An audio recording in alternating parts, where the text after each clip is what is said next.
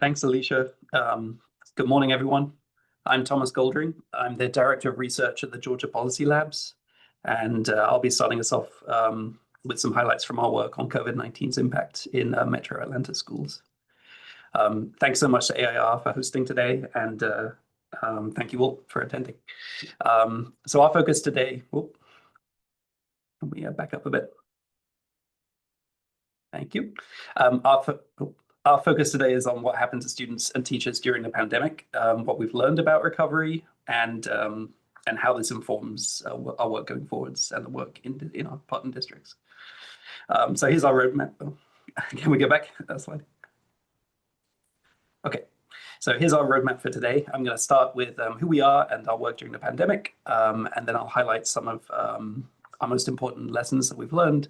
And then my colleagues, Jennifer and Jure, will carry us forwards to planning for the future and connections with the broader field. Next slide, please. So we are the Metro Atlanta Policy Lab for Education, or MAPLE, which is part of the Georgia Policy Labs at Georgia State. We have long-term partnerships with 5 Metro districts. And for this research, we work most closely with Clayton, DeKalb, and Fulton County Schools. And I want to welcome our partner from Clayton, Vincent, who's here today. Thank you so much for coming, Vincent. So because of the relationships that we have with these partner districts, we have access to student and teacher data pretty much in close to real time, like especially with formative assessments. So we're able to study both like the immediate impacts of the pandemic and how recovery strategies unfolded in practice. Next slide, please. So today you'll hear from me and from my colleagues, Jure and Jennifer. I also want to acknowledge our other colleague, Tim Sass, who retired in January, but was a huge part of it, is still a huge part of this work and has attended a lot of restart meetings in the past. Next slide, please. So our work on COVID has asked 2 big questions. The first, what are the impacts of the pandemic and the abrupt shift to remote learning on students and teachers? And then secondly, which recovery efforts worked? And we found that achievement growth slowed sharply during the pandemic. So that's consistent with national evidence, especially in math. But we also saw variation. So some groups of students and some teachers adapted better than others. And we also studied recovery strategies, including tutoring, reallocating instructional time, and the use of platforms like iReady to see where there were signs of effectiveness. Next slide, please. So let me give you a preview of 2 areas where our evidence has shown some interesting results, and then my colleagues will continue this summary of the remaining findings. So first on student achievement, we found that girls generally fared better than boys in remote learning, especially in math classes that had more historically disruptive peers in the class. But overall, most students still haven't fully caught up to pre-pandemic levels. We use that student achievement growth language deliberately. We prefer not to say learning loss, right? The students are still learning during the school, but students are not having as much growth in learning as we saw prior to the pandemic. And then second, on teacher effectiveness, we saw large shifts during remote instruction. So veteran teachers tended to adapt better to remote instruction. But we also saw that some of the very best in-person teachers actually struggled with online teaching. So it shows that teaching skill is context dependent. Excellence in the classroom doesn't always translate online. And these insights sort of shape how we think about recovery from the pandemic, like which students need the most support and which instructional strategies are most likely to help. Next slide, and I'm going to hand over to Jennifer. Hello, my name is Jennifer Darlene Adwana, and I'm a member of the research team. I'm going to dig a little bit more into some of our research findings with you. Each of the districts we worked with implemented slightly different intervention strategies, and so we had the opportunity to study them across different contexts. A common strategy was tutoring. Unfortunately, we found that few students participated in voluntary virtual tutoring, resulting in no impacts. We also found that after school tutoring to large groups was ineffective. This aligns with the broader literature showing that high dosage, low group, or individual tutoring tends to be most effective. We also saw districts doing a few, using a few different strategies to change what instruction students were accessing or how much instruction they were accessing. We found that students who used iReady, which is a personalized online learning tool and assessment system, had moderately higher test score growth in math and reading. And this was particularly true when teachers were also assigning lessons in addition to getting the sort of automated, personalized instruction, all activities that iReady was preloaded with. We did see that increases in in-school time devoted to recovery efforts yielded modest improvement. These were like intervention blocks that were integrated into the school day, particularly for struggling students. However, the districts that decided to reallocate class time from science and social studies to math and reading was not associated with significant gains in student achievement. Next slide, please. Here you can see across the three partner districts that participated in this study, the national percentile of their student achievement growth.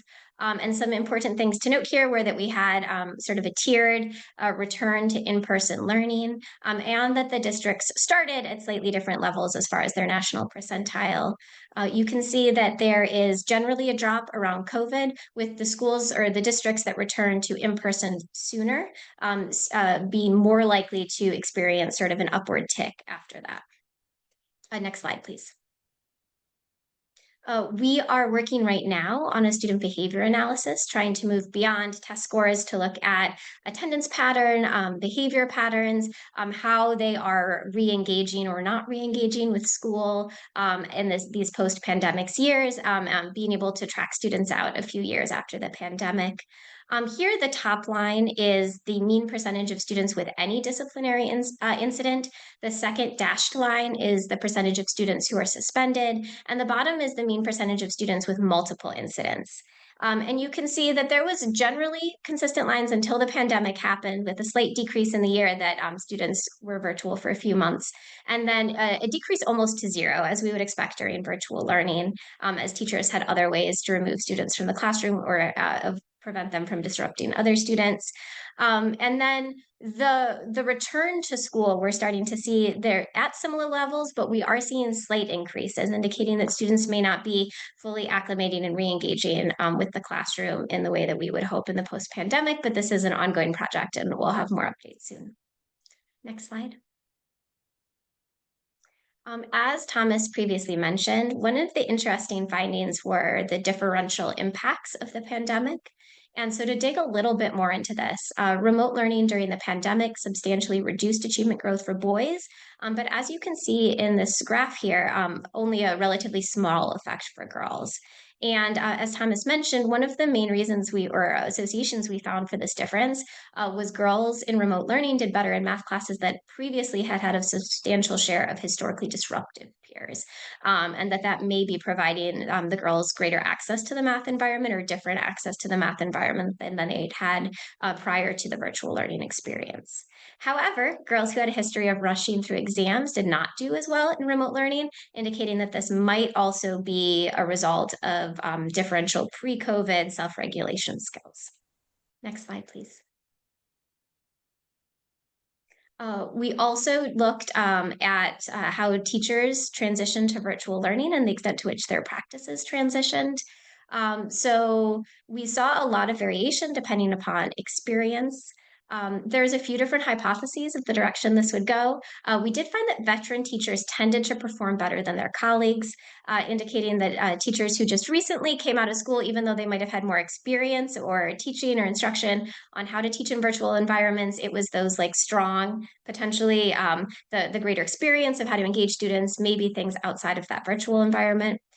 You can also see the fraction of teachers who were less effective at helping student test scores before the pandemic was around 23%, and that grew to around 37% during the pandemic. So a lot of teachers were having to transition and taking a while to hopefully get back up to that more effective level.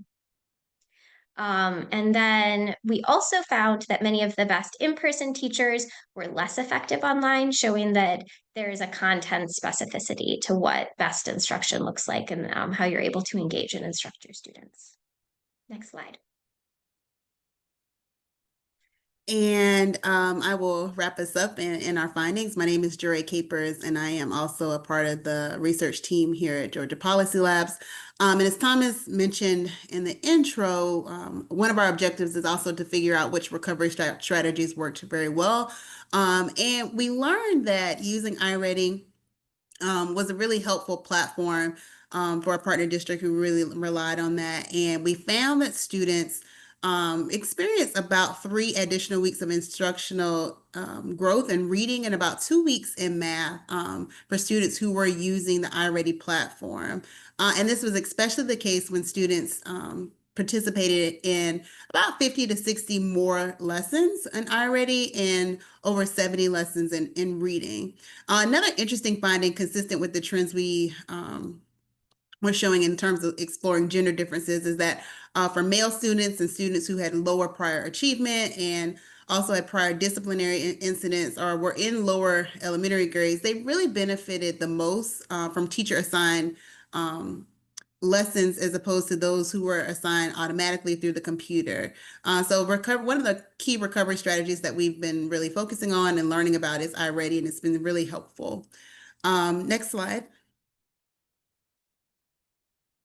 So overall, what we've learned is we've gained some expertise in a few areas. So in terms of our topic areas of knowledge, we really got the opportunity to connect housing instability with student records. And so we've learned how to connect eviction data with student records to see how housing instability may be affecting student outcomes and performance.